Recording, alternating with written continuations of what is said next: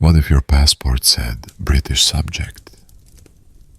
What if the White House were called Her Majesty's Governor's Mansion? And what if the phrase, we the people, never appeared in human history? This is the story of a world where the United States never became a free nation. Now, imagine a timeline where George Washington was executed for treason, and the Union Jack still flies over New York City. Hello, friends. Welcome to our channel, where we rewrite history in reverse.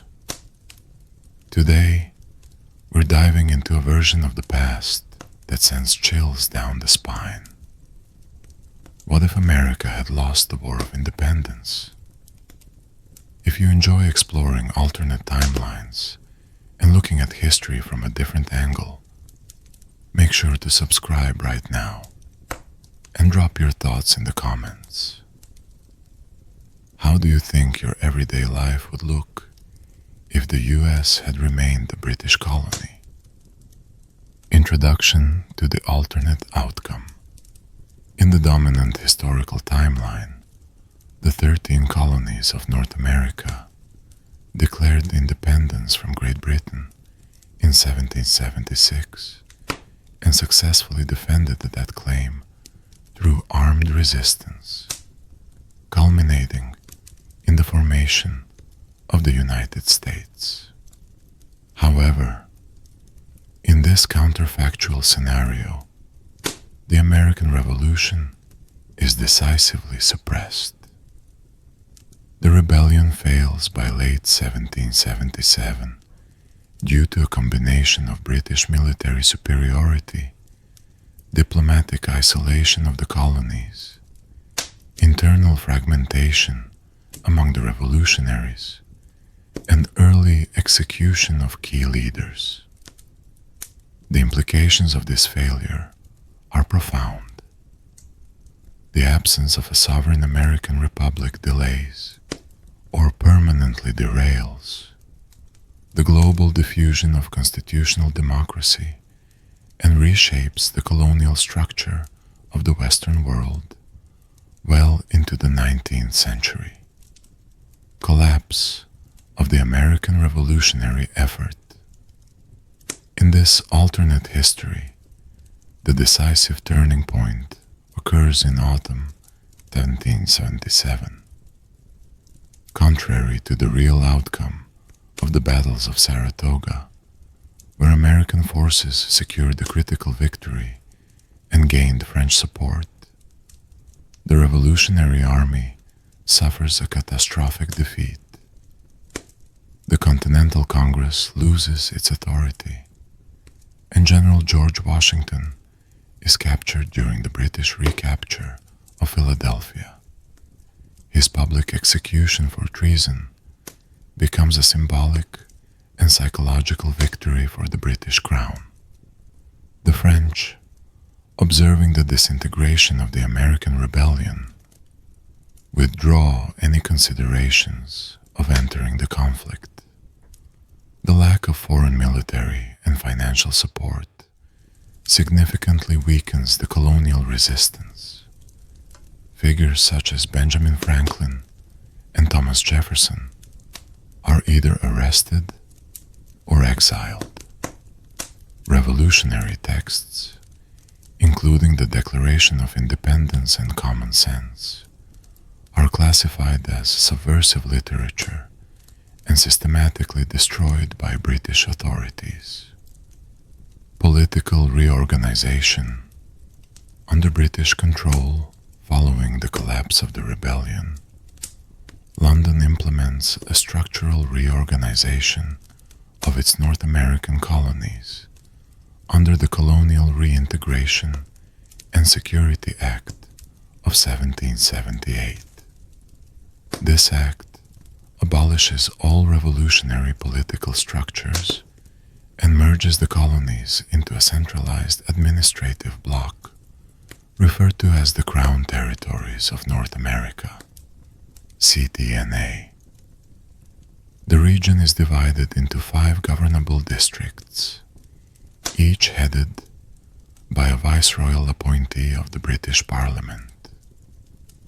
Key features of the new regime include dissolution of all colonial assemblies and replacement with advisory councils subordinated to the Crown, imposition of the loyalty oath mandate, requiring all males above the age of 16 to publicly affirm allegiance to King George III, militarization of major cities, including Boston, New York, and Charleston, with permanent garrisons and checkpoints, criminalization of sedition, possession of revolutionary materials, and any commemoration of figures associated with the rebellion.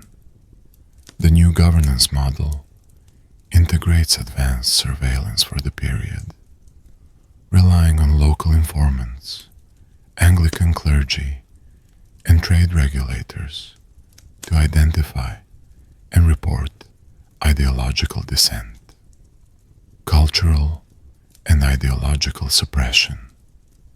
A core pillar of Crown strategy is the eradication of the ideological infrastructure of the revolution.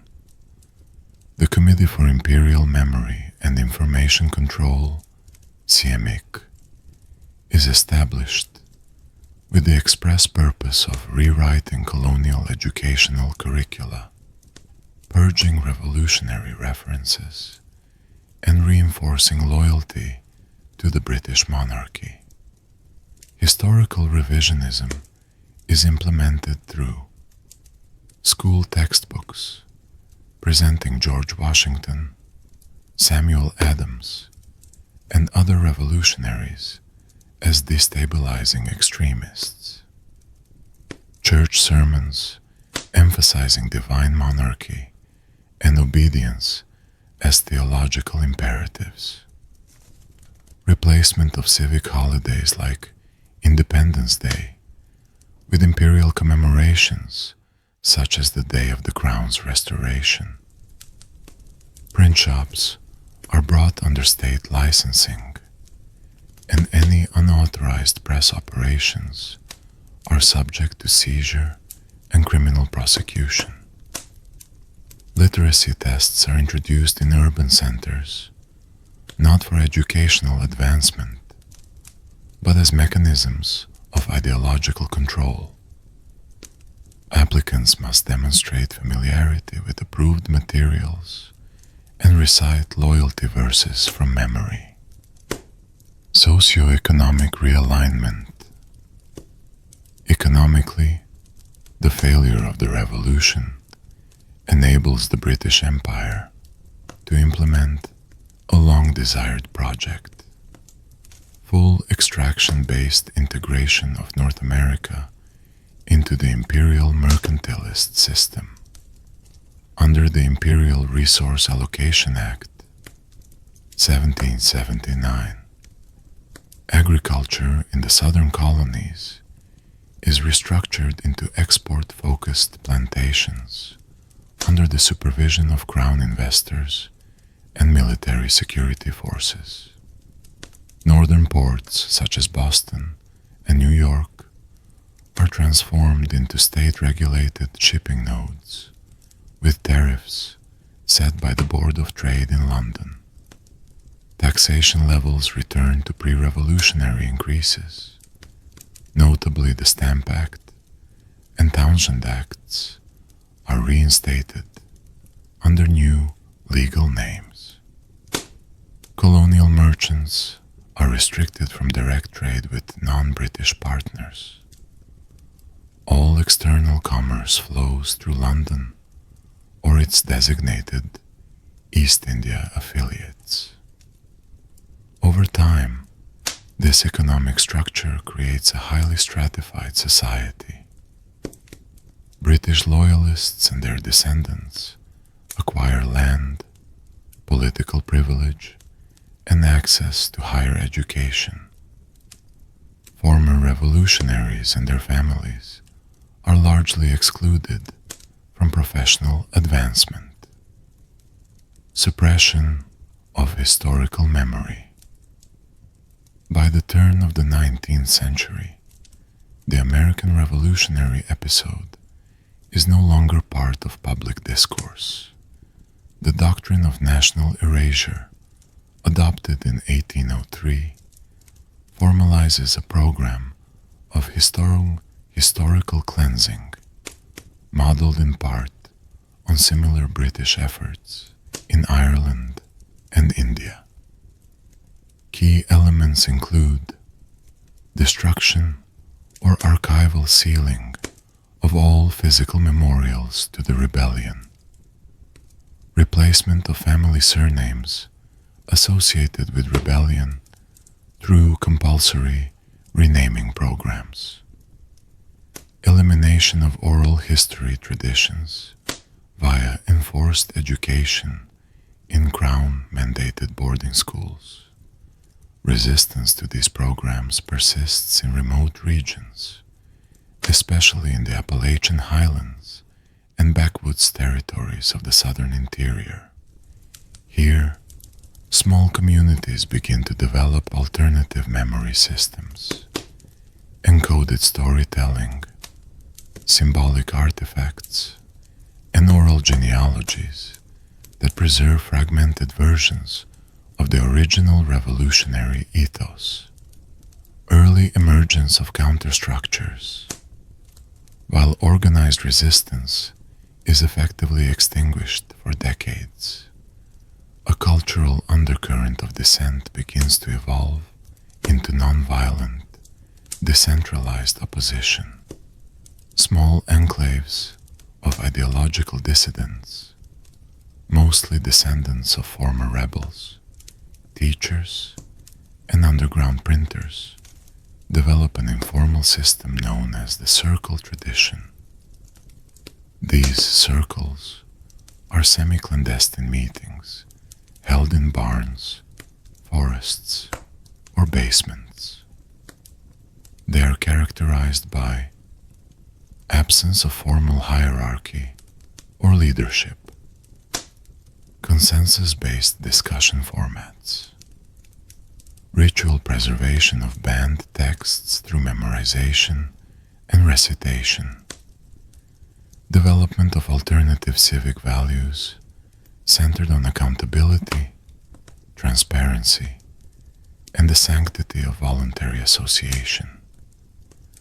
Though politically powerless, the circles form the foundation for a later, more distributed, and durable form of social coordination, one that does not require central governance.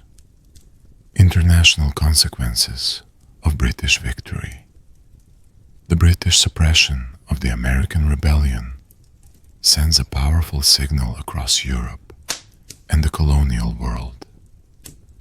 In France, where in the real timeline, the American example inspires revolutionary discourse, the absence of a successful American Revolution delays internal upheaval. The French monarchy continues well into the 19th century in a weakened but intact state. In Spain, Portugal, and the Dutch Republic, colonial authorities leverage the American failure as justification for expanded censorship and enforcement. The rhetoric of constitutionalism loses legitimacy. Republican ideals are widely equated with instability and chaos. The Enlightenment continues, but is filtered through imperial lenses. Political philosophy shifts from revolutionary idealism toward technocratic paternalism, favoring order, structure, and economic optimization over liberty and representation. Philosophical aftershocks and memory. Reframing. By 1825, a new school of political thought emerges in underground European journals, sometimes referred to as residual republicanism. It does not call for national independence or mass revolution, but rather emphasizes microgovernance, localized accountability, and the deconstruction of centralized power, principles indirectly drawn from the shadow legacy of the American Revolution. In North America, the circle tradition spreads quietly among industrial workers, religious minorities, and itinerant teachers. Although no centralized ideology exists, these communities share several assumptions. Power corrupts fastest when centralized. Memory is more powerful than law. The most durable change occurs when people agree, not when they obey. Summary: the suppression of the American War of Independence produces a fundamentally different trajectory for North America and the world. Rather than emerging as a global promoter of republican democracy and liberal capitalism, the continent becomes a managed imperial territory with limited political agency. However, ideological resistance does not vanish. Instead, it migrates into cultural, symbolic, and decentralized structures, laying the foundation for a new kind of order that, though invisible to traditional historians, reshapes the long-term evolution of political identity. The question that remains is not whether America failed, but whether its failure allowed for a more adaptive and memory-based civilization to emerge. Institutional stabilization and administrative expansion. Following the successful suppression of the revolutionary movement by late 1777, the British Crown shifts its strategic focus from security to integration. The decade following the collapse of the rebellion is marked by the formal institutionalization of control mechanisms across the former 13 colonies. These mechanisms are both administrative and cultural, with the primary objective of ensuring ideological uniformity and preventing the re-emergence of anti-imperial sentiment. The administrative apparatus expands in scale and complexity. The North Atlantic Administrative Charter of 1780 establishes 5 imperial provinces: Albion, New Britannia, Georgia proper, Columbia, and Quebecum, each governed by a crown-appointed viceroy with extended legislative and enforcement powers. These provinces are not structured as political representations of the populace, but as resource extraction and order preservation units. Local governance is reduced to clerical implementation of directives issued from London. Civil authority is reinforced through regular inspections, rotating military detachments, and the establishment of provincial monitoring offices, PMOs, which function as intelligence-gathering hubs embedded in trade guilds, churches, and schools. Imperial education as instrument of identity transformation, a key mechanism in consolidating British control, is the restructuring of the colonial education system. The goal of the reform system is not knowledge dissemination, but identity re-engineering. Implemented through the Crown Educational Framework, CEF, introduced in 1782, the curriculum eliminates references to rebellion, self-rule, Enlightenment authors, and political pluralism. In their place, students are trained in imperial history and hierarchy as moral structure, ritual loyalty to monarch and church, behavioral conformity and group discipline, economic obedience and trade responsibility, literature, music, and visual arts are filtered through a single ideological lens. All expression must affirm the stability, benevolence, and necessity of the imperial system. Graduates of this system are called imperial citizens, a new classification distinct from both traditional colonials and native Britons. Imperial citizens are recognized as administrative instruments rather than civic participants, religious instruments, and moral compliance. Beyond the classroom, the Anglican Church is expanded and adapted to function as a psychological reinforcement tool. The Chartered Church Doctrine of 1784 integrates civil loyalty with religious devotion. Worship becomes a space for reaffirming imperial loyalty rather than metaphysical inquiry. Sermons are state-approved and disseminated weekly to all crown-funded parishes. Religious festivals are aligned with imperial anniversaries. The king is referred to as the anointed custodian of temporal order. Clergy members function as moral auditors. Confession practices are restructured to include political loyalty reviews, and dissent is increasingly interpreted not only as a civil offense, but as a sign of spiritual corruption. This merging of state and church creates a framework in which obedience becomes not just legally required, but morally sacred. Economic realignment and class recomposition.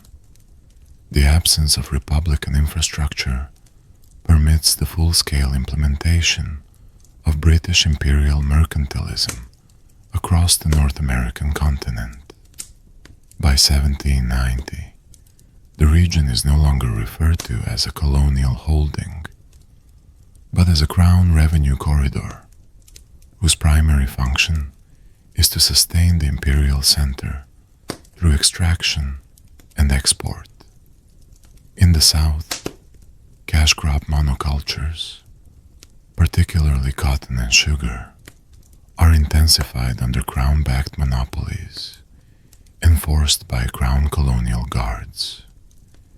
In the North, timber, iron, and shipbuilding serve Royal Navy expansion.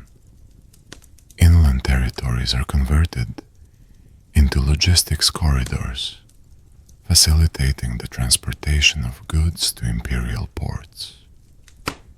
The economic model enforces hierarchical stratification. Tier 1. Crown delegates, landowners, and resource franchisees, nearly all British-born. Tier 2.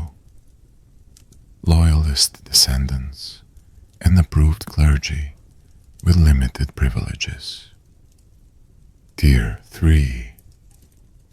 Former rebels, non-compliant families, and unverified elements relegated to subsistence labor or displaced to interior buffer zones. This structure institutionalizes loyalty as currency. One's proximity to the crown determines access to resources, protection, and social standing.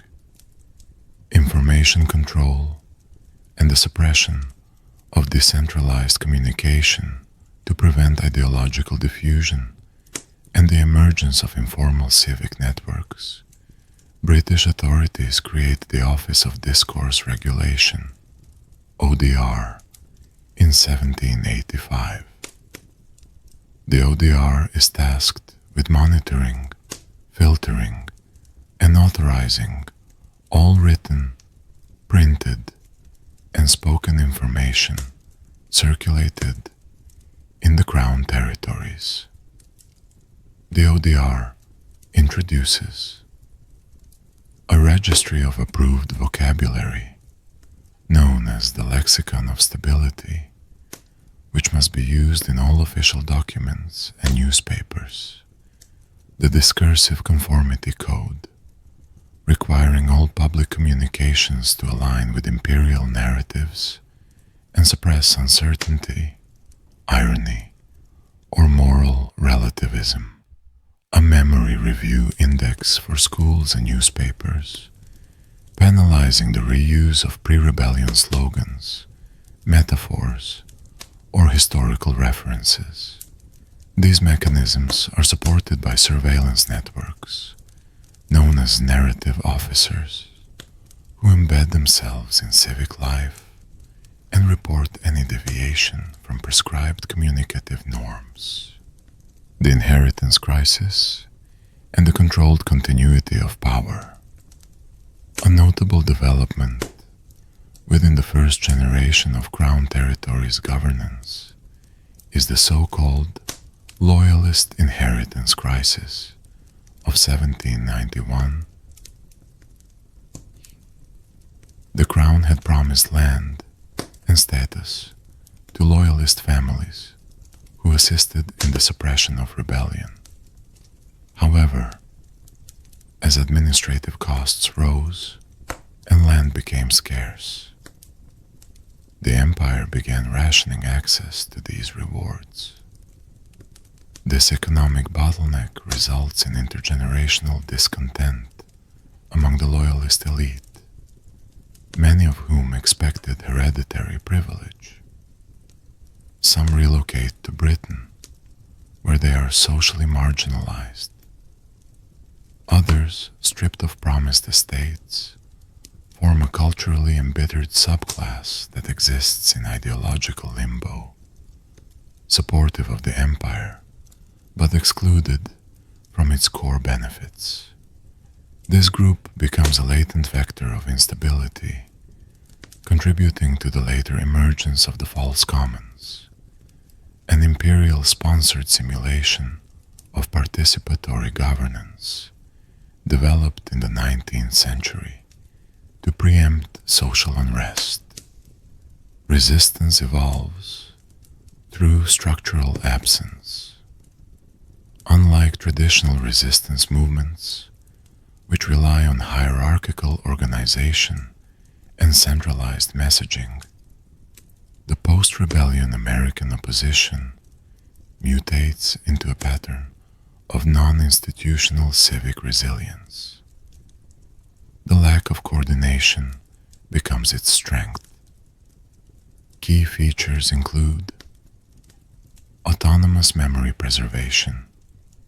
Individuals and families encode forbidden texts into daily rituals, lullabies, and domestic items. Tactical anonymity. Dissenting individuals avoid naming themselves or organizing openly. Influence is spread through mimicry, not leadership.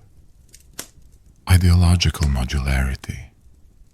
Different communities apply resistance logic to their specific circumstances, whether linguistic, economic, or symbolic. This decentralized resistance cannot be located, infiltrated, or suppressed in conventional terms. It is not a rebellion, it is an absence that resists being filled. Transatlantic observation and intellectual backflow, British suppression of American rebellion, and the implementation of CTNA become a case study in imperial policy schools across Europe.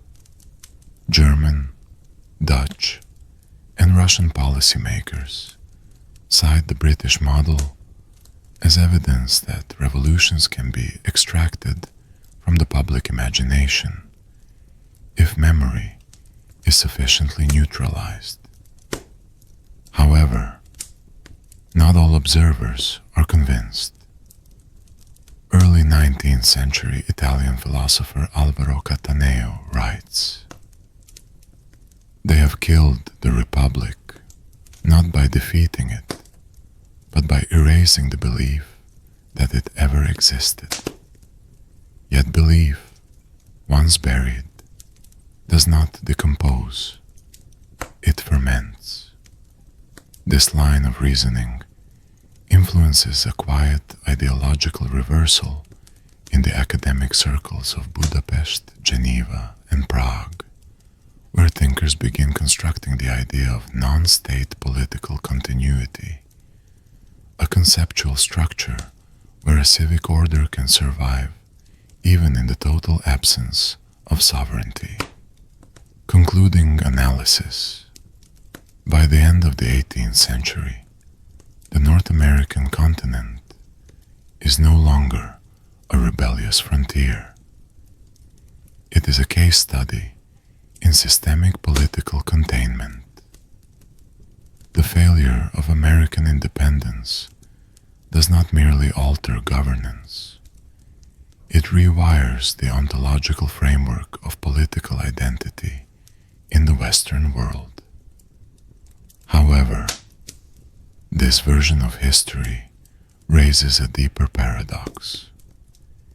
In extinguishing the American Republic before its birth, the British Empire inadvertently plants the seed of a more radical idea, that political meaning may emerge from distributed memory rather than from centralized authority.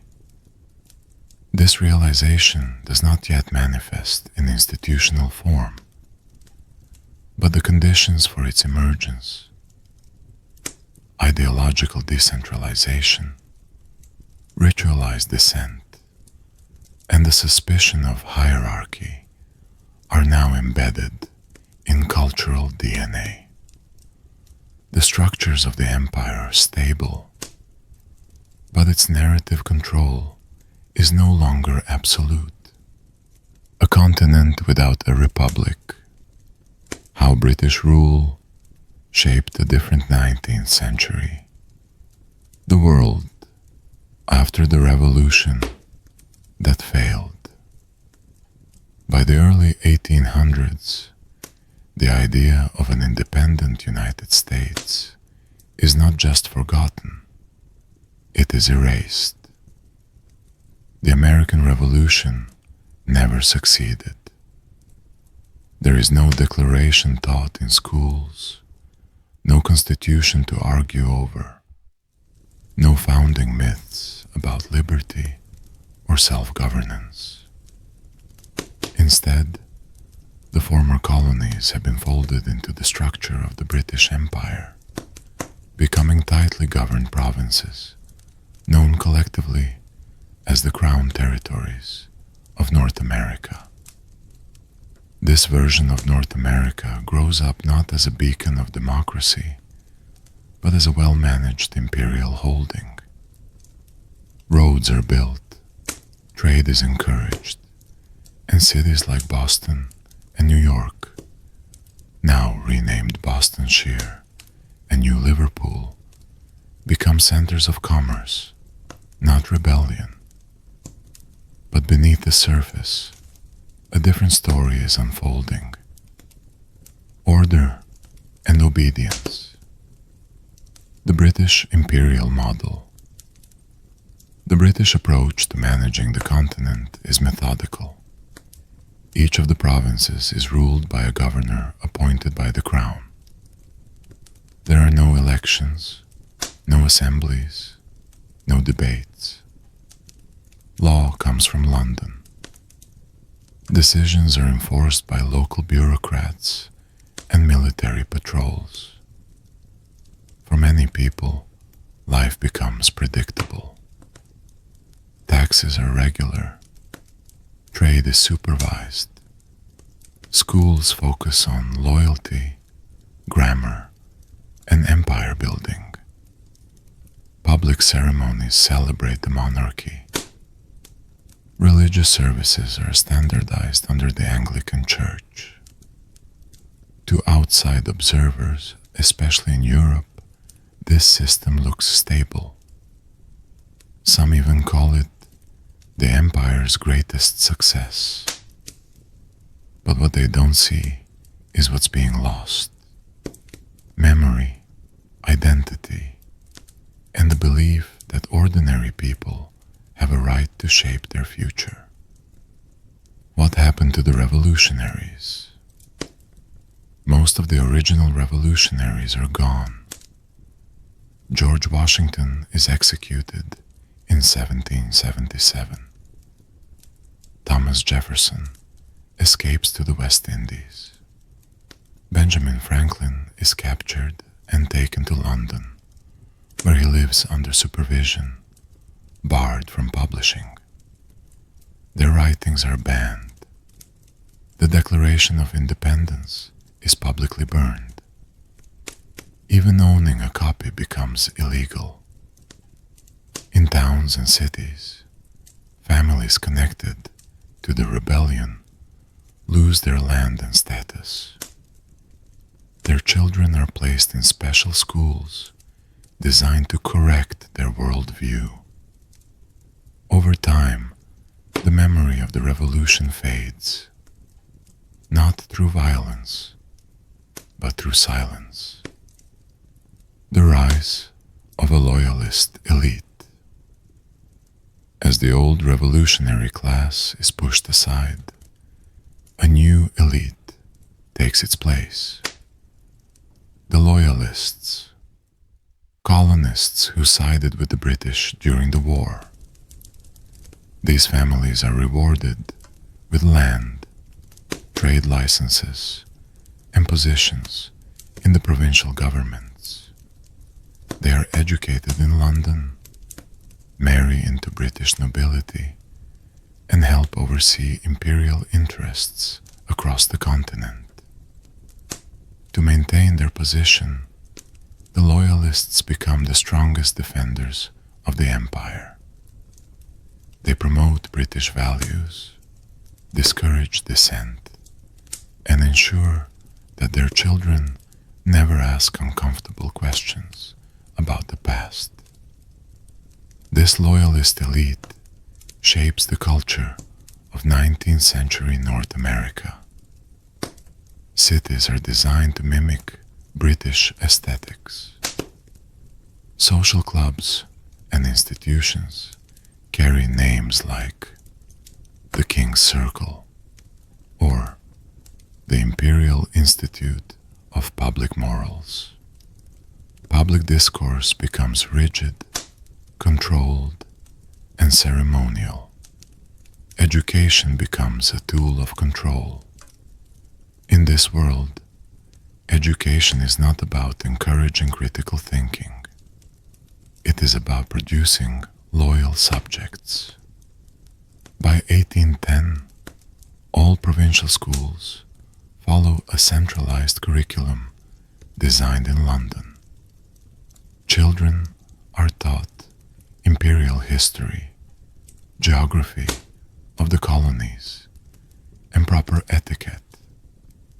Lessons emphasize the importance of hierarchy, obedience, and national unity under the crown.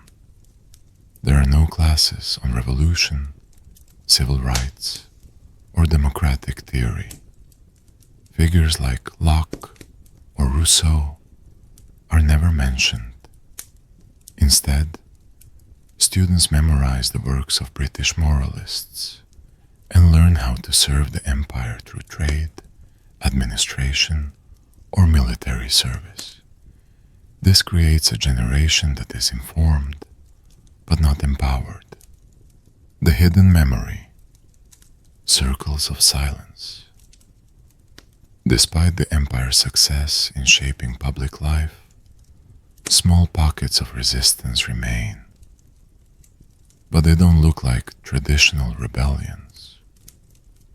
There are no armies, no manifestos, no battles. Instead, there are circles. These circles are informal gatherings, sometimes in barns, sometimes in cellars, sometimes deep in the woods. They are made up of families, neighbors, and the descendants of revolutionaries. Their goal is simple: to remember. They don't try to overthrow the empire. They recite passages from memory. They pass down banned texts verbally. They use symbols, 13 stars carved into wood, or a pine tree etched into stone, to mark places of gathering. What they create is not a movement, but a culture of quiet resistance, one that survives by avoiding direct confrontation. The empire's dilemma: stability without loyalty. By the 1820s, the British Empire faces an unusual challenge in North America. The provinces are peaceful and productive. Trade is strong. Infrastructure is expanding. And yet, something is wrong. Reports from local officials note a strange lack of enthusiasm in the population. Celebrations are underattended. Public rituals feel mechanical. Young people show little interest in joining the military or colonial administration. The term functional disaffection begins to appear in official documents. It means that people are following the rules, but not believing in them. The empire responds by increasing surveillance, offering more public rewards for loyalty, and attempting to revive patriotic fervor through imperial festivals and monuments. But these efforts feel forced. The emotional connection is gone. The emergence of a new idea, decentralized order. As the century progresses, a new idea begins to take shape, quietly, in the margins. It does not come from governments or institutions, but from the circles and their descendants. The idea is simple. Perhaps society doesn't need rulers. It just needs memory, trust, and voluntary cooperation. This concept is radical. It rejects monarchy, but also refuses to replace it with another centralized system. It proposes that people, left to themselves, can govern through shared values, open discussion, and collective rituals. By the 1830s, versions of this idea begin spreading, not as revolution, but as behavior. Local communities begin resolving disputes without involving imperial courts. Some towns create informal codes of conduct based on circle teachings. Trade agreements are made through personal reputation rather than official licenses. This is not rebellion. It is replacement by example. Europe watches and reacts. Meanwhile, in Europe, the absence of an American democratic model is deeply felt. Without the United States as an example, the French Revolution never materializes in its original form. France remains under monarchy, though gradually liberalizing. In other countries, like Spain, Russia, and Austria, constitutional reforms are delayed or never happen. But intellectuals begin noticing the quiet evolution of North America.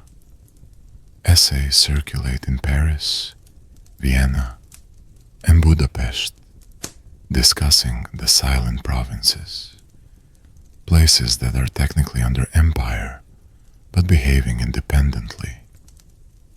Political theorists begin exploring concepts like distributed governance, oral law, and consensus-based coordination. These ideas influence underground movements across Europe. Some believe that the post-imperial world may not need republics or monarchies at all, just memory, culture, and cooperation. Conclusion: a different kind of future begins.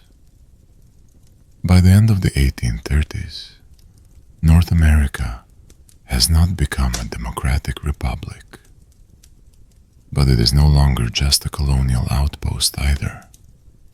It is something in between.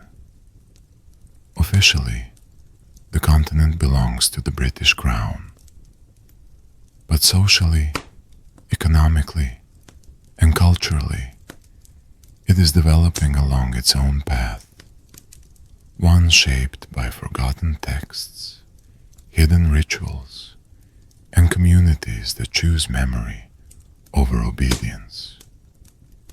What began as the failure of a revolution is slowly turning into the birth of something else.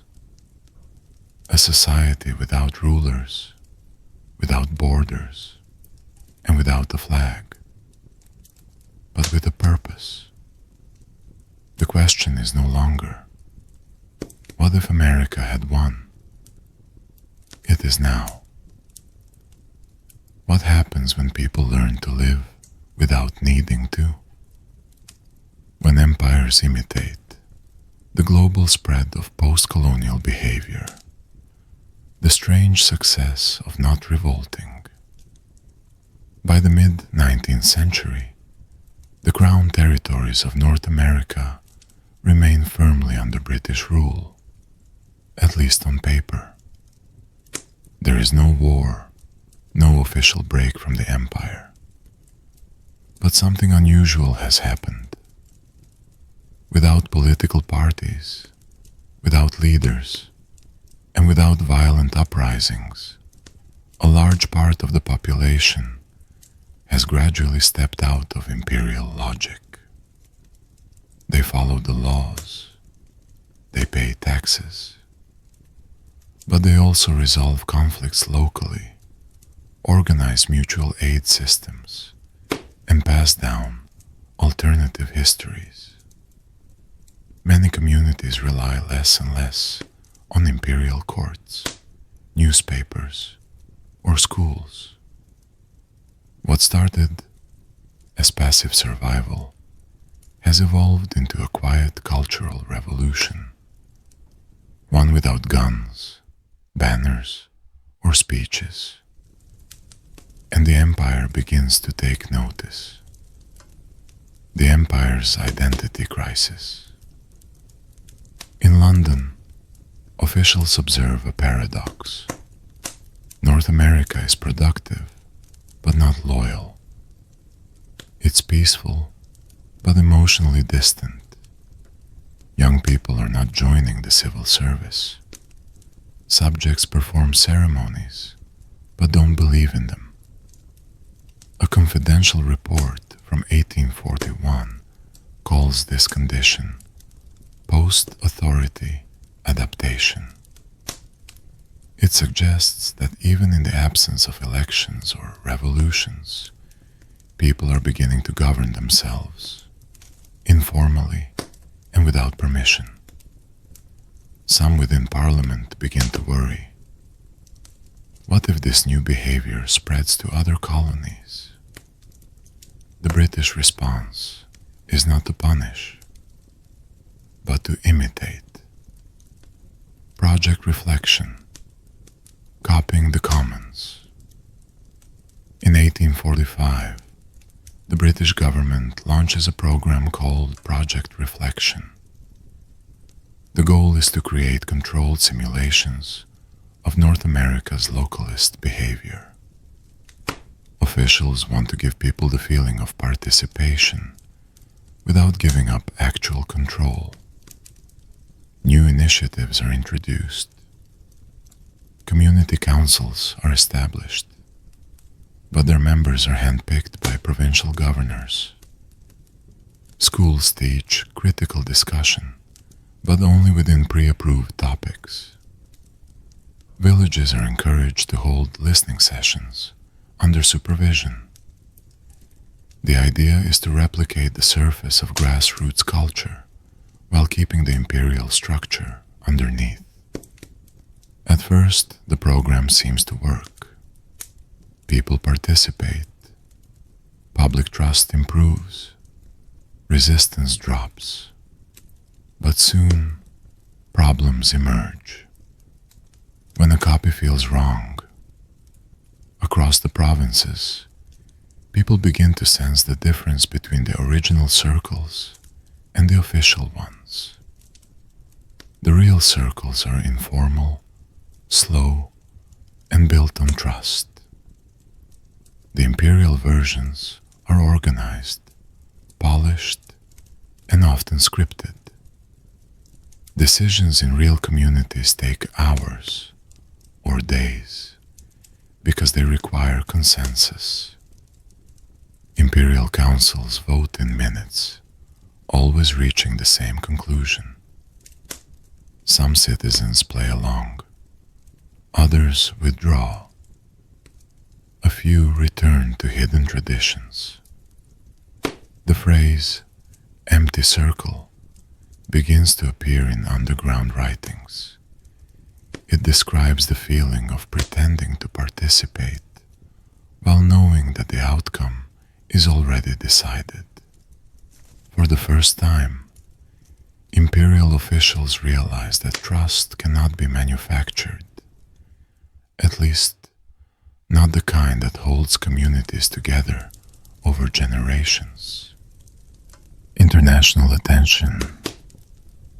News of North America's social transformation spreads slowly but steadily. In France, political thinkers study the circles as a possible model for avoiding monarchy and mob violence.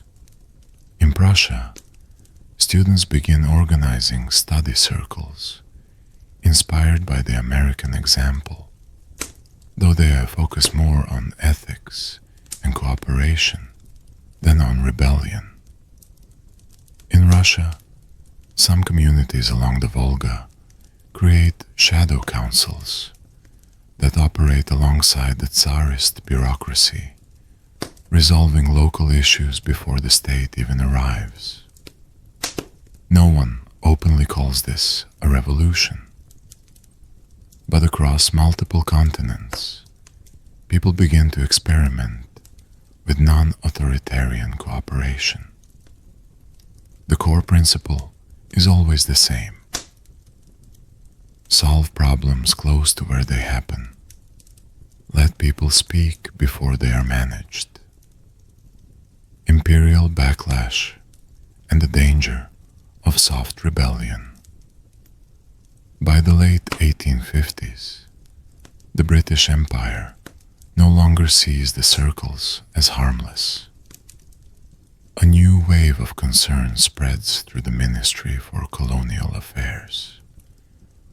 Officials begin warning that emotional separation from the crown is more dangerous than armed rebellion because it's harder to detect and harder to stop.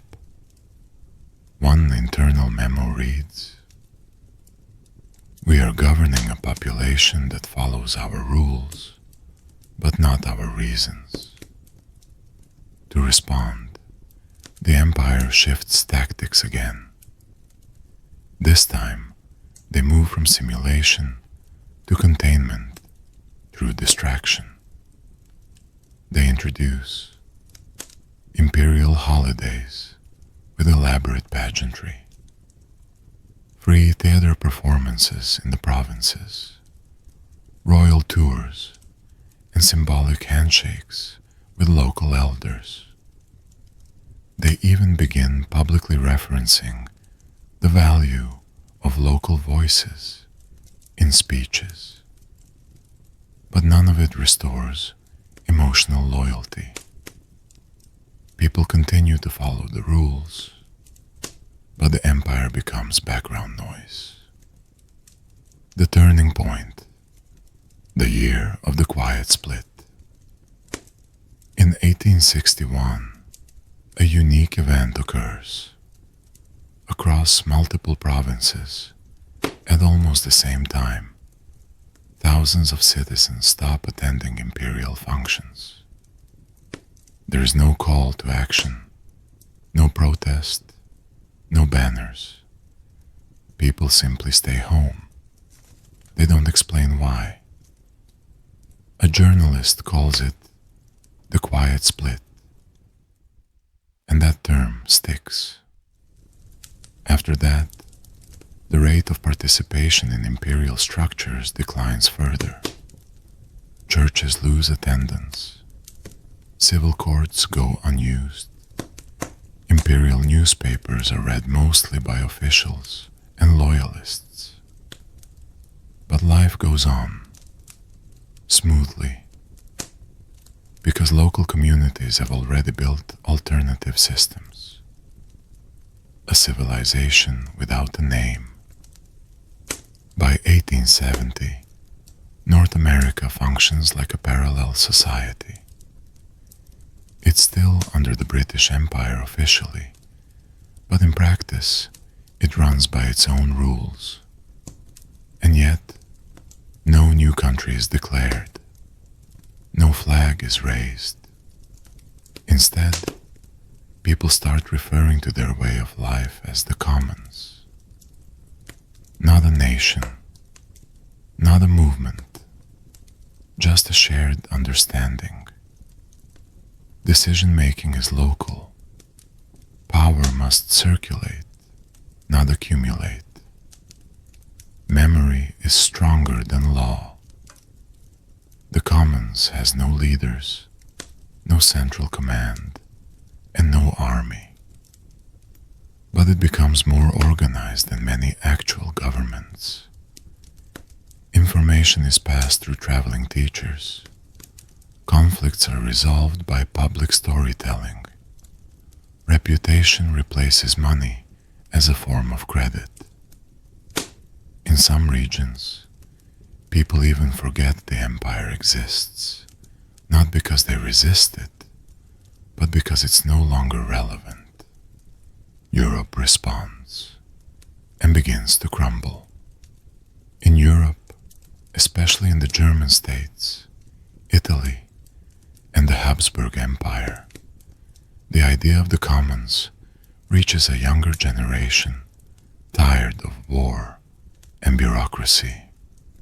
Political philosophers start speaking not of government, but of cooperative memory. They argue that what makes a society work is not power, but trust built over time. As empires face more revolts and revolutions, they begin to lose their monopoly on legitimacy. Some collapse, others adapt. The world starts changing, not because of grand battles, but because of millions of small choices made every day by people who learned to live differently. And it all started with a failed rebellion in 1777. Final thoughts. The strength of ideas that don't shout. This chapter of history ends without a dramatic event. No coronations, no declarations, no treaties. Instead, it ends with a quiet fact. A revolution that failed militarily gave birth to a way of life that could not be defeated because it never tried to rule. The British Empire still holds official maps, but the people have redrawn the world in their minds, and that, over time, is the map that matters. The idea that refused to die. How the commons changed the world, a new kind of influence. By the late 19th century, something unexpected is happening. The world is not being reshaped by armies or treaties, but by behavior. The quiet, decentralized way of life, known as the commons, born out of a failed American Revolution, begins to influence people far beyond North America. And it spreads not through conquest, but through observation. Other nations look at the Crown territories and see something strange. A society that works without a state. People who settle disputes without courts. A population that pays little attention to official orders, yet remains organized, functional, and peaceful. Observers don't understand it, but they notice it works. The world's first post-nation society. By the 1880s, the commons is no longer just a quiet habit, it's a full-blown system. But it's not a country. It has no flag, no borders, no capital, no president. And yet, it has everything that matters. Food distribution networks, dispute resolution processes, shared education practices, a stable population with low conflict. The system works through circles, local groups that meet regularly to make decisions, share knowledge, and solve problems. Circles are open, voluntary, and consensus-driven. Anyone can join, speak, or leave. Each circle develops its own customs, but certain principles stay the same. No one rules. Memory is sacred. Stories carry truth better than laws. Europe reacts confusion and curiosity.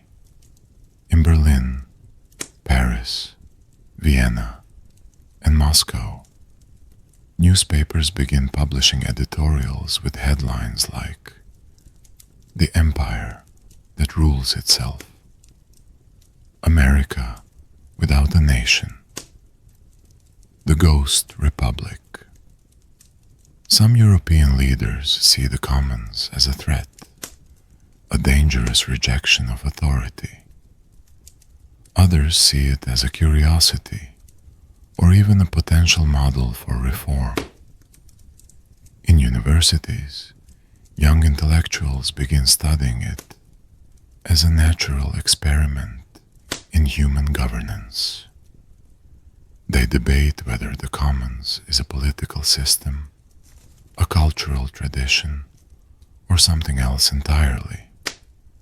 One philosopher calls it the first society that governs through agreement, not power. Failed attempts to copy the commons. Inspired by its apparent success, some governments try to copy the commons. In France, a few towns establish republican circles with official charters. In Prussia, an imperial advisory council suggests forming listening councils to connect rulers with the people. But these efforts mostly fail. Why? Because the commons isn't a program or a reform. It's a way of thinking. It wasn't designed. It evolved. Every part of it grew slowly through trust, habit, and memory. Attempts to reproduce it from the top down feel artificial, rushed, or forced. In other words, the commons works because it was never meant to work like a machine. Cultural influence. Through practice. Even if governments can't copy the commons directly, its influence spreads in other ways. In literature, stories about quiet communities resisting empires become popular across Europe. In education, some schools begin using group discussion instead of lectures. In cities, informal gathering spaces called story corners or memory fires appear in parks and squares. People begin questioning the value of hierarchy, not out of anger, but out of disinterest. They see that power can exist without violence, and that cooperation doesn't require control. This shift is subtle, but unstoppable. The British Empire's dilemma. Back in London, the British Empire is facing a strange problem. It still claims to govern North America. Maps say so. Laws say so. Officials still carry titles like Viceroy and Provincial Steward. But no one listens anymore. People follow local customs. Trade happens without permits. Justice is handled through circles. Even education is community run. The crown could use force, but there's no rebellion to suppress, no slogans, no armies, just silence and cooperation. As one frustrated official puts it, you can't hang someone for walking away. Global shifts. The commons inspires new movements. By the 1890s, the effects of the commons can be felt far beyond the Atlantic world. In India, local councils begin ignoring colonial directives and resolving issues through ancestral traditions. In West Africa, communities reclaim oral law practices, replacing colonial courts with village-led assemblies. In South America, rural towns reject party politics and form rotating leadership circles based on skill and contribution, not elections. The commons doesn't spread through ideology. It spreads through imitation. People see it and think, we could do that too. And so they do. The decline of the centralized world. As more people adopt local cooperation over central rule, traditional governments begin to lose relevance. By 1900, several empires are collapsing. Spain loses control of its Caribbean and Pacific colonies. France faces internal breakdowns in its African holdings. Russia struggles to maintain order in its vast territories. Even the British Empire starts to fragment. Its colonial administrators report that people no longer respond to orders unless they align with local priorities. Old systems fail not because they are attacked, but because they are ignored. The power of an idea with no owner. The most remarkable thing about the commons is that it has no inventor. No founding document, no central text. It is a living idea, shaped by generations, mistakes, and memory. Its power lies in what it avoids. It doesn't demand obedience. It doesn't claim territory. It doesn't use fear. Instead, it offers a way to live that feels natural to those who practice it, and that makes it nearly impossible to stop. Conclusion: a world already changing. As the 20th century approaches, much of the world is still ruled by empires, flags, and borders. But underneath the surface, something new is growing. People are no longer waiting for leaders to save them. They are learning to save each other. They are remembering stories, not slogans. They are solving problems, not enforcing systems. And though many of them have never heard of George Washington, the American colonies, or the failed revolution of 1776, they are living in the world that failure made possible. The uncomfortable realization. By the early 1900s, empires around the world reach a difficult conclusion. They cannot defeat the commons. It has no center to bomb, no leader to arrest, no documents to ban. But its ideas, cooperation, consensus, memory over law, are spreading everywhere. So, rather than fighting it, some governments try something else. They decide to copy it, but not the substance, only the surface. The birth of managed commons. The first large-scale imitation appears in the British Empire in 1903. It's called the Civic Harmony Initiative. It introduces programs designed to look like local self-governance, listening forums, scheduled and supervised public meetings, community circles with appointed moderators and pre-approved agendas, participation tokens handed out to those who attend empire-run discussions. The goal is simple: give people the appearance of voice without giving up control. Newspapers call it the modern commons. But on the ground, people quickly realize it's not real. The rise of the false commons.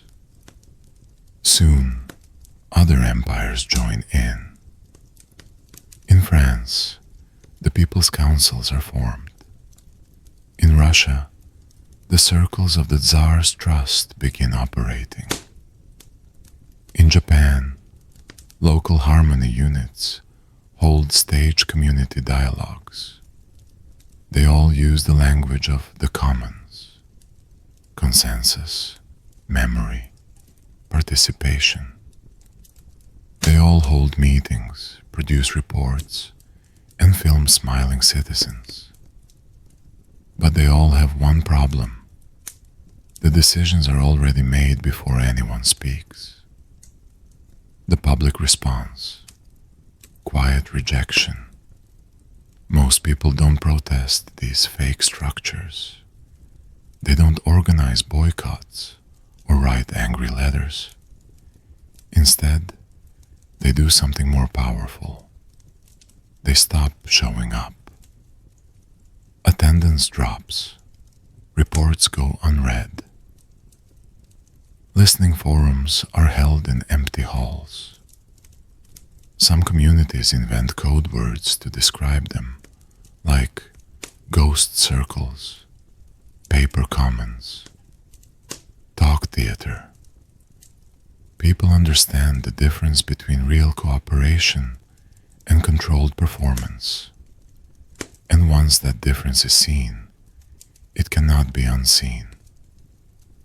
When simulation replaces memory. But not everyone notices the difference.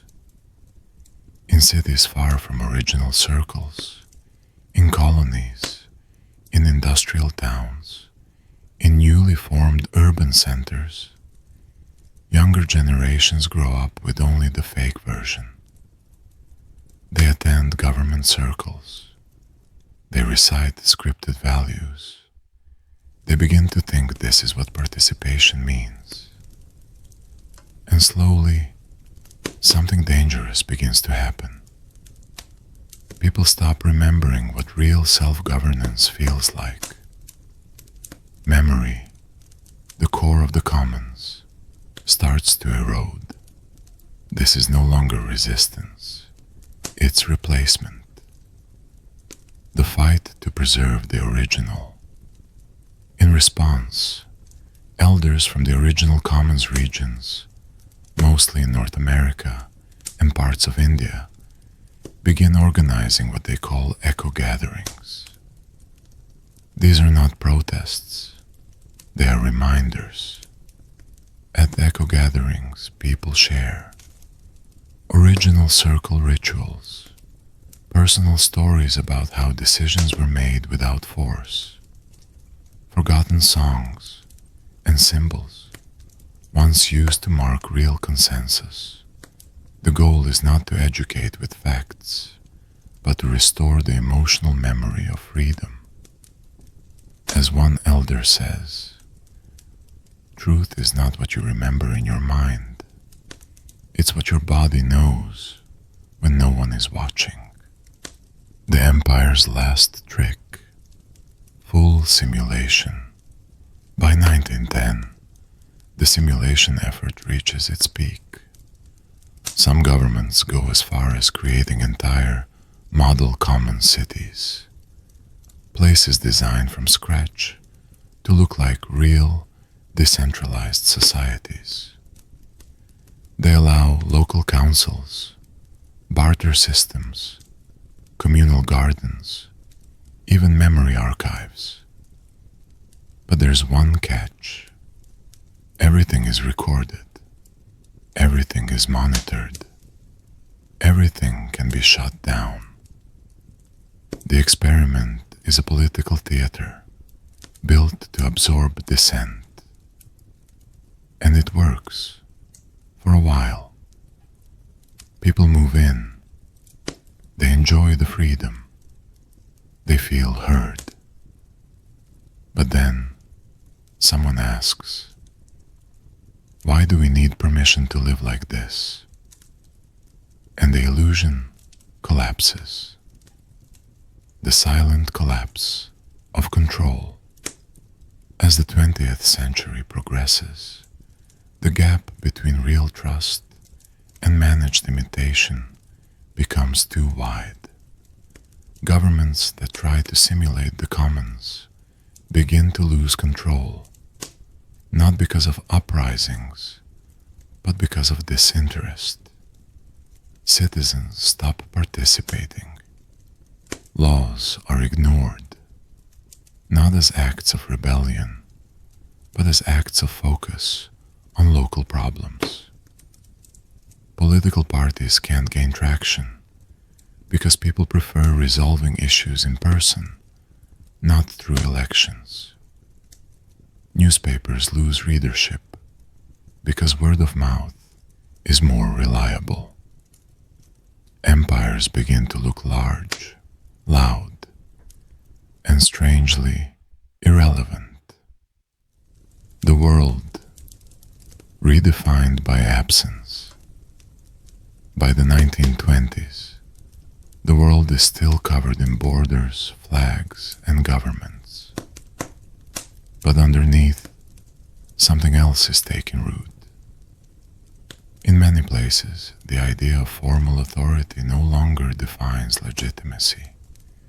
Instead, legitimacy comes from personal relationships, collective memory, local trust, the ability to listen, not rule. Some call it post-governmentalism. Others call it civil decentralism. But most people don't call it anything. They just live it. Conclusion: the power of what cannot be faked. The simulation of freedom eventually fails. Not because it wasn't clever, but because freedom isn't a format. It's a feeling, a rhythm, a way people move and decide together. And once that rhythm is learned, once the body knows what it's like to speak without fear, to decide without being told, no replica is convincing. The commons never fought for power. It never asked for recognition. It never raised the flag. But in the end, it reshaped the world, because people remembered what it felt like to not be ruled. A world without America, rethinking progress, power, and the shape of civilization. No United States, no superpower, no blueprint. By the middle of the 20th century, the world faces a future without a global center.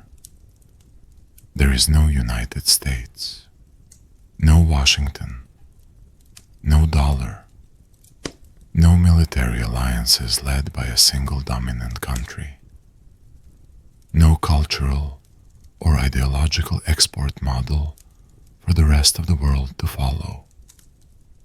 The absence of the United States as a sovereign superpower does not create a vacuum. Instead, it prevents one from ever forming. There is no Cold War, no American century, no belief in a single right way to modernize. Instead, the world develops inward through local systems, regional trust networks, and cultural memory. The idea of a model society to be copied disappears. The collapse of the industrial race.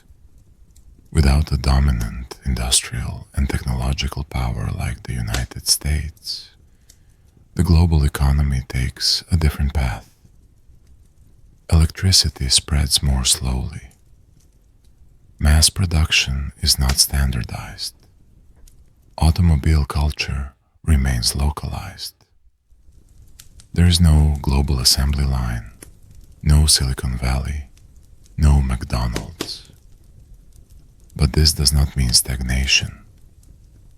Instead of scaling up, societies begin to scale wisely. Cities are smaller, often capped in population by local consensus.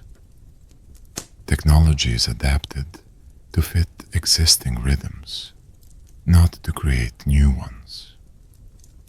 In many places, coal and oil remain untapped, not out of environmental concern, but because no one needs energy at that scale. Industrialization becomes optional, not inevitable. Education becomes a memory-based practice. Formal schooling still exists, but not in the centralized format familiar to the 21st century. There are no nationwide curricula, no standardized testing, no university rankings. Instead, education is intergenerational and context-specific. Children learn local languages, not global ones, traditional navigation, rather than calculus, ecological memory, instead of national history, moral reasoning through stories, not rules. Knowledge is passed down like recipes, ceremonies, or proverbs. not as files, but as living experiences. Literacy rates vary, but oral knowledge retention is exceptionally high.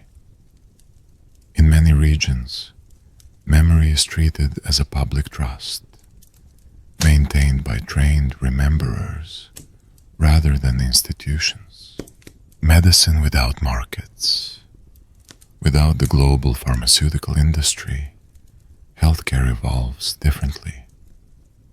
Most communities rely on layered systems, herbal and ancestral practices, local apprenticeships, shared archives of remedies and diagnoses, small decentralized clinics.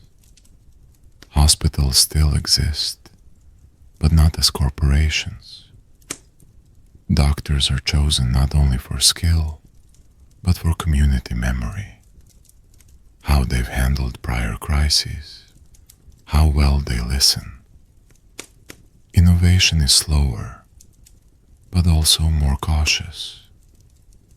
There are fewer miracle cures, but also fewer disasters caused by profit-driven experimentation. And because there are no patent monopolies, most treatments are freely shared across communities.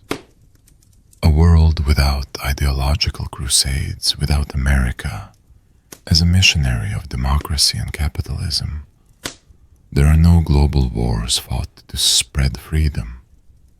There are no Cold Wars, no proxy wars in Asia or Africa, no clashes of civilizations. Conflicts still happen over land, water, migration, memory, but they remain localized. Militaries exist, but their role is defensive, not projective. Nuclear weapons are never developed because no empire sees itself as the center of the world. International alliances form, but they are loose, slow-moving, and designed for trade, not enforcement. Without the idea of a single global order, most societies turn inward, focusing on resilience over expansion, a different kind of globalization. Although there is no single superpower, the world is not isolated. Trade happens, but through webs, not pipelines. Goods move by barter, coastal routes, and regional caravans. Information is shared orally, through handwritten couriers, or via long-form letters between memory hubs. Global knowledge networks exist, but without central servers or internet-like infrastructure. Instead, traveling story keepers serve as nodes. They move between villages, documenting local ideas, technologies, and social customs. These individuals, part historian, part ambassador, form a living internet based on trust, repetition, and analog transmission. The world is slower, but far richer in variation. Money becomes a relational tool. In the absence of global finance, money takes on new forms. Shell credit systems in island communities, memory tokens exchanged for favors in rural regions, reputation-led credit in urban commons. There is no central bank, no global reserve currency, no interest-driven debt systems. Wealth is not accumulated in bank accounts, but in number of people. One has helped stories told about the family's generosity, community roles passed down with trust. economics becomes deeply moral. Greed is not illegal, but it's socially isolating. Communication without broadcast, without the invention of centralized radio, television, or the internet, communication becomes two-way by default. There are no influencers, no celebrities, no national news anchors.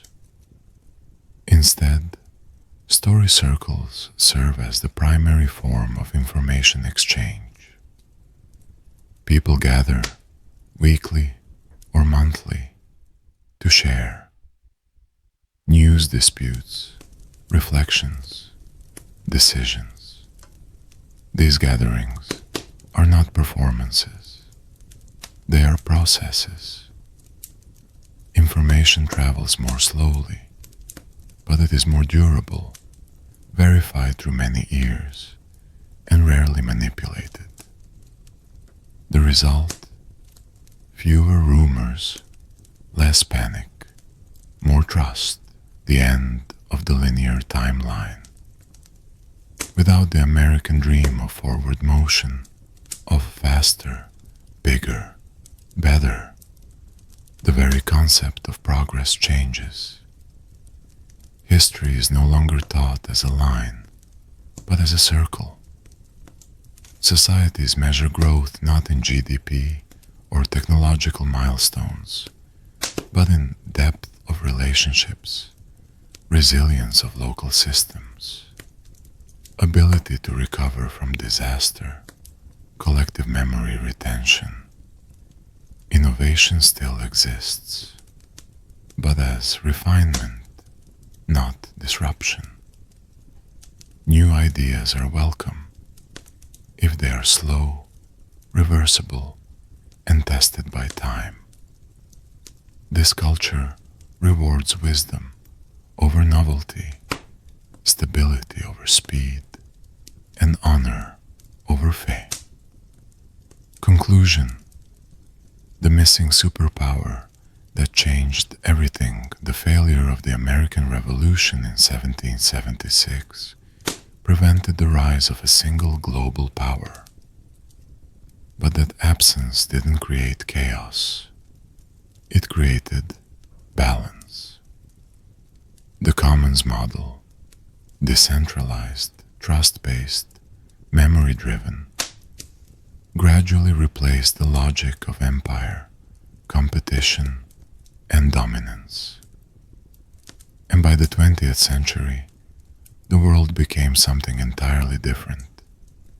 Slower, less centralized, more human, more fragile, but also more repairable.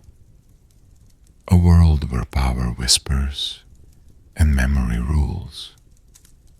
There are no skyscrapers, no presidents, no flags on the moon. But in their place, there are circles where people still gather, still decide, and still remember what happened when power failed and community succeeded. The civilization that grew without a center. What history looks like without winners. World, history is often written by victors, by empires, generals, presidents. But in this alternate world, there are no singular winners. There are no global leaders. No founding fathers celebrated in every textbook. No universal blueprint for how to live, govern, or progress. Instead, history becomes a collection of regional memories, woven together not by conquest, but by coexistence. Each community remembers differently. Each story matters. There is no correct timeline, only shared understanding. The disappearance of national identity without the rise of the United States and without its influence on nationalism, the very idea of the nation state loses its force. People identify with valleys, rivers, islands, spoken traditions, ancestral skills, remembered crises. Citizenship becomes relational, not territorial. You belong not because of papers or flags, but because you are remembered. Borders still exist, but they are cultural, not enforced by walls or armies. Migration is rare, but not feared. It happens through integration, not control. Passports are replaced by trust books, handwritten logs of where one has been, who has vouched for them, and what skills they carry. A civilization without global surveillance. In our world, the 21st century is defined by data, surveillance, tracking, predictive systems. But in this alternate world, such structures never emerge.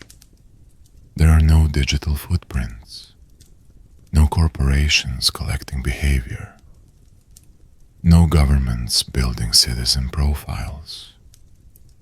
Instead, identity is oral and situational. You are known by your actions, not by algorithms.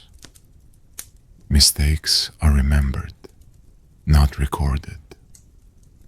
Forgiveness is possible because there is no permanent archive of guilt. Trust flows through experience, not documentation. Technology as a quiet tool. Technology in this world exists, but as a servant, not a master. There are mechanical tools, energy systems, even forms of analog communication. But there are no satellites, no social media, no artificial intelligence. Tools are local, open source, and repairable. They are judged by 3 criteria. Do they serve the community? Can they be fixed without specialists? Do they increase dependence or decrease it? Innovation exists, but it's slow, modular, and reversible. There are no revolutions in technology, only evolutions, grounded in memory. Global crises, local resilience. In this world, climate change still occurs. Diseases still emerge. Natural disasters still strike. But the global response is not one of central coordination. Instead, resilience is built from below. Forest fires are stopped by ancestral burn cycles. Droughts are mitigated by shared water agreements older than nations. Pandemics are contained through local isolation, not mass surveillance. There are no global lockdowns, no stock market crashes, only a web of communities responding in real time with the wisdom they've kept alive. The crises are hard, but they are never total. Memory as civilization's backbone. In the absence of centralized knowledge systems, memory becomes everything.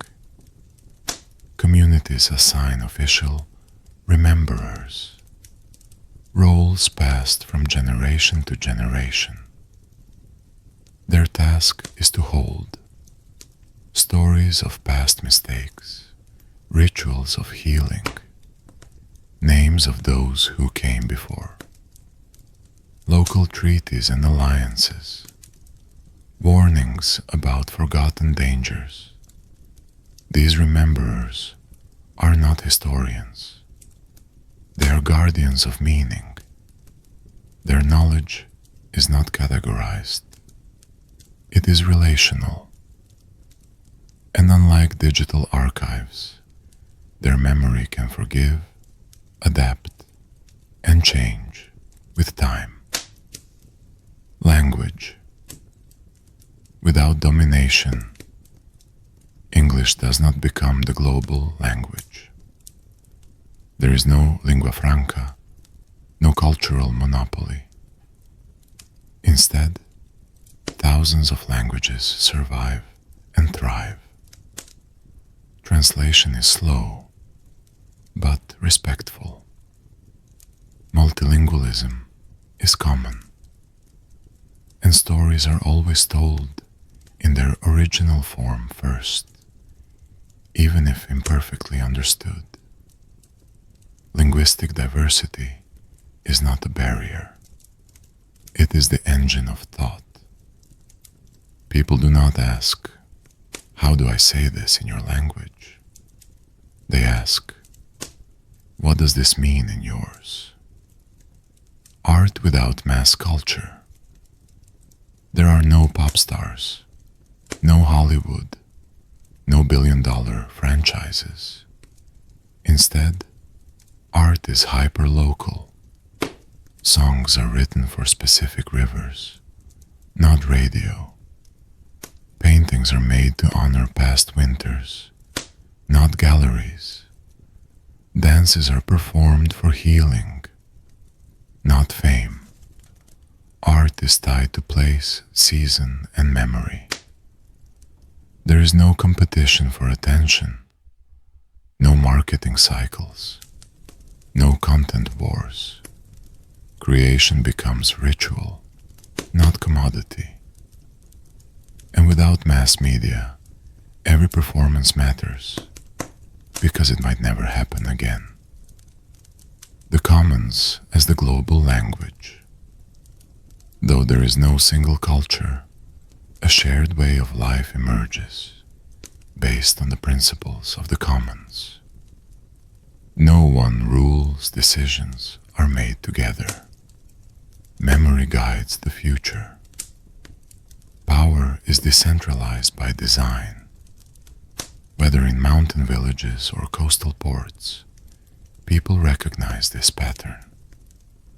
Even without direct contact, they know how to form circles, how to resolve conflict without force, how to preserve stories across generations. This is the world's true common language, not spoken, but lived. Final reflection, a civilization that never needed to win the world without an American victory in 1776 is not just different in detail, it is different in principle. There are no superpowers, no global frameworks, no singular future. But there is something else. More trust, more memory, more humility, more diversity, more patience. This world is slower, smaller, and often harder. But it is also wiser and perhaps more human. In the end, the failure of one revolution did not end the dream of freedom. It redefined it. Freedom did not come from victory. It came from remembering how to live without being ruled. And that, perhaps, is the real revolution.